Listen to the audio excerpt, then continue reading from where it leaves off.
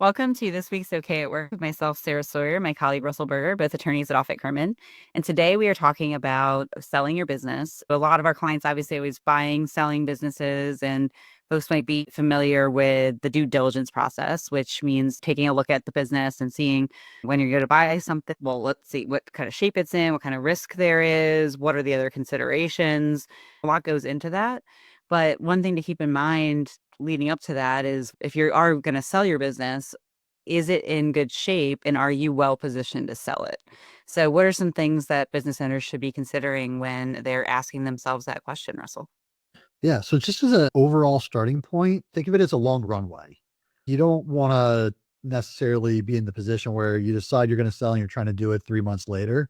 It doesn't give you a lot of time to correct, adjust, adapt, catch up. Not that it doesn't happen, but it makes it harder. And that might be reflected in the purchase price, which is ultimately one of the things you're really going to care about in a transaction. So, number one, start early, give it plenty of time.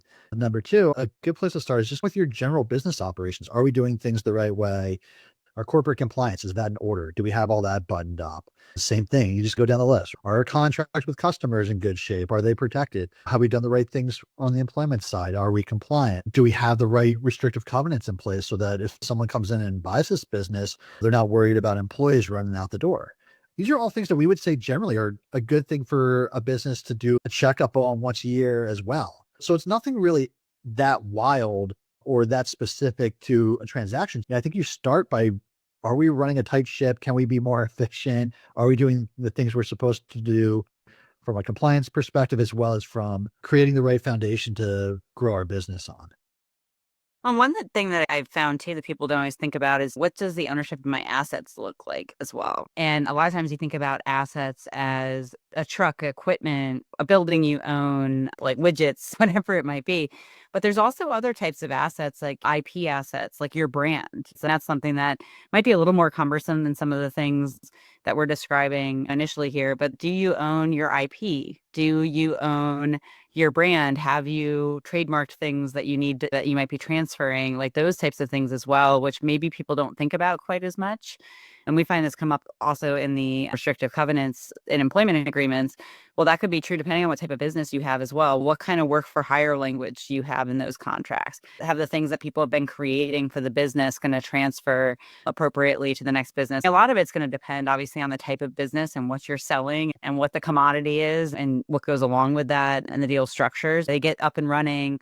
You start out small and then all of a sudden you grow. And maybe these are things you hadn't thought about when you first started out, or you didn't want to spend the money on it. You didn't want to spend the money on getting that great agreement with the work for hire language, and all of that in it. You didn't want to trademark right away and cleaning some of those things up once you've gotten to that point and make sure that you have everything. Yeah. And I'll add to that list too, is that every deal is heavily impacted by taxes.